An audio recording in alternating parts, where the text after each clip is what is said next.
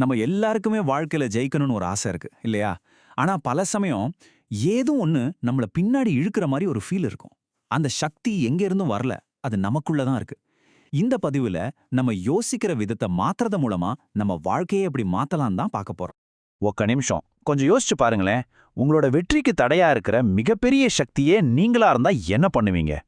இது ரொம்ப ஆழமான கேள்வி. ஏன்னா பல நேரங்கள்ல நம்மளோட உண்மையான எதிரி வெளியில இல்ல, நமக்கு உள்ளே தான் ஒளிஞ்சிருக்கான். சரி, அப்போ இந்த உள்ள இருக்கிற எதிரி யாரு? வாங்க கொஞ்சம் ஆழமா பார்க்கலாம். நம்ம சாதனைக்கு தடையா இருக்கிற மிகப்பெரிய சுவரை நம்ம மனசுக்குள்ளேயே நாம தான் கட்டிக்கிறோம். இது எப்படின்னு புரிஞ்சுக்கிட்டா அதை உடைக்கிறது ரொம்ப சுலபம். இதுக்கு ஒரு பேர் இருக்கு, சுய கட்டுப்பாட்டு நம்பிக்கைகள்.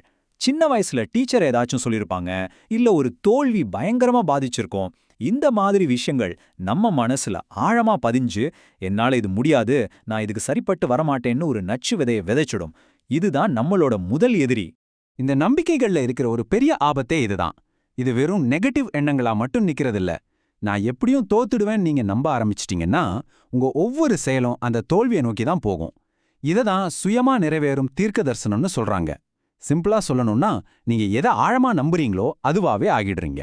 இப்படி சின்னதா யோசிக்கிறதுனால நம்ம கொடுக்கிற விலை இருக்கே, அது ரொம்ப ரொம்ப அதிகம். நம்ம கிட்ட இருக்கிற திறமையே நாம சந்தேகப்பட்டு ஒரு சின்ன வட்டத்துக்குள்ள நம்மளே பூட்டிக்கிறோம். இதனால என்னென்ன விளைவுகள் வருதுன்னு பார்க்கலாமா? பாத்தீங்கன்னா இதோட பாதிப்புகள் ரொம்ப சீரியஸானவன். மனச்சோர்வு வரும், எந்த வேலையிலயும் ஒரு ஈடுபாடே இருக்காது, நம்ம மேல நமக்கு இருக்கிற மரியாதையே குறைஞ்சிரும், முக்கியமான வேலைகளை தள்ளி போட்டுக்கிட்டே இருப்போம். கடைசியில நம்ம மேலயும் சரி மத்தவங்க மேலயும் சரி நம்பிக்கை மொத்தமா போயிடும். இது ஒரு நச்சு வட்ட மாதிரி நம்மள சுத்தி சுத்தி வரும். இந்த உணர்ச்சி பூர்வமான வலிய இந்த ஹெட்வேயோட கோட் ரொம்ப அழகா சொல்லுது. பெரிய இலக்க செட் பண்ணும்போது வர்ற அந்த ஆர்வம் சின்ன சின்ன தோல்விகள் வரும்போது அப்படியே காத்தா பறந்துடும். இதுக்கு பேரு தான் ஊக்க முரண்பாடு. இது நம்மள எதுவுமே செய்ய விடாம முடக்கி போட்டுடும். ஆனா பயப்படாதீங்க, எல்லா பிரச்சனைக்கும் ஒரு தீர்வு இருக்கு இல்லையா? இந்த மனப்போராட்டத்துல ஜெயிக்கிறதுக்கு ஒரு சூப்பரான வழி இருக்கு. நம்மளோட முழு திறனையும் வெளிக்கொண்டு வர்றது எப்படின்னு தான் இந்த பகுதியில பார்க்க போறோம்.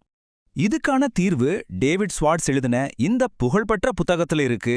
யோசிச்சு பாருங்க, 1959ல வெளியானாலும் இதுல இருக்கிற விஷயங்கள் இன்னைக்கும் பவர்ஃபுல்லா இருக்கு. சின்னதா யோசிக்கிற வியாதிக்கு இதுதான் சரியான மருந்து. இந்த புத்தகத்தோட மைய கருத்தே இதுதான். ரொம்ப சிம்பிள். உங்க வெற்றியோட அளவு உங்க சிந்தனையோட அளவை பொறுத்து தான் இருக்கு. உங்க வாழ்க்கையில பெரிய மாற்றம் வரணும்னா முதல்ல உங்க சிந்தனையில பெரிய மாற்றம் வரணும். இதுதான் முதல் படி. டேவிட் ஸ்வார்ட்ஸ் சொல்ற இந்த வார்த்தைகளை நல்லா கவனிங்க. உங்க மேல உங்களுக்கு இருக்கிற அந்த அசைக்க முடியாத நம்பிக்கை தான், அந்த என்னால முடியுங்கிற மனப்பான்மை தான் உங்க இலக்கு அடையிறதுக்கான சக்தியும் திறமையும் கொடுக்கும். நீங்க என்னால முடியும்னு நம்ப ஆரம்பிச்சிட்டா போதும், எப்படி முடியுங்கிற வழி தானா பிறக்கும். ஓகே, தியரியெல்லாம் நல்லா இருக்கு. ஆனா இதெல்லாம் நிஜ வாழ்க்கையில ஒர்க் அவுட் ஆகுமா? வாங்க பார்க்கலாம்.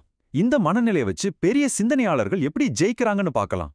நாம பொதுவா என்னென்ன சாக்கு போக்கு சொல்லுவோம், எனக்கு அவ்வளோ அறிவில்லப்பான்னு சொல்லுவோம். ஆனா பெரிய சிந்தனையாளர்கள் என்ன சொல்றாங்க தெரியுமா? அறிவு முக்கியம் இல்ல, அதை எப்படி பயன்படுத்துறோங்கிறது தான் முக்கியம்னு சொல்றாங்க.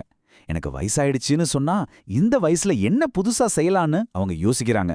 ஒவ்வொரு சாக்கு போக்கையும் அவங்க ஒரு வாய்ப்பா மாத்திராங்க. இந்த சிந்தனை முறை வெறும் பேச்சில்ல, இதுக்கு நிஜமான ஆதாரம் இருக்கு. இந்த தத்துவத்தை வச்சு ஜெயிச்ச சிலரை பத்தி இப்ப பார்க்கலாம். அவங்க கதைகள் நமக்கு ஒரு பெரிய இன்ஸ்பிரேஷனா இருக்கும். முதல்ல நம்ம எல்லாருக்கும் தெரிஞ்ச ஈலான் மஸ்க்.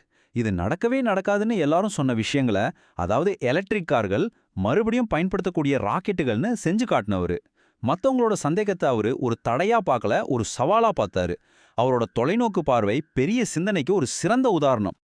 அடுத்து அமேசான் நிறுவனர் ஜெஃப் பெசோஸ்.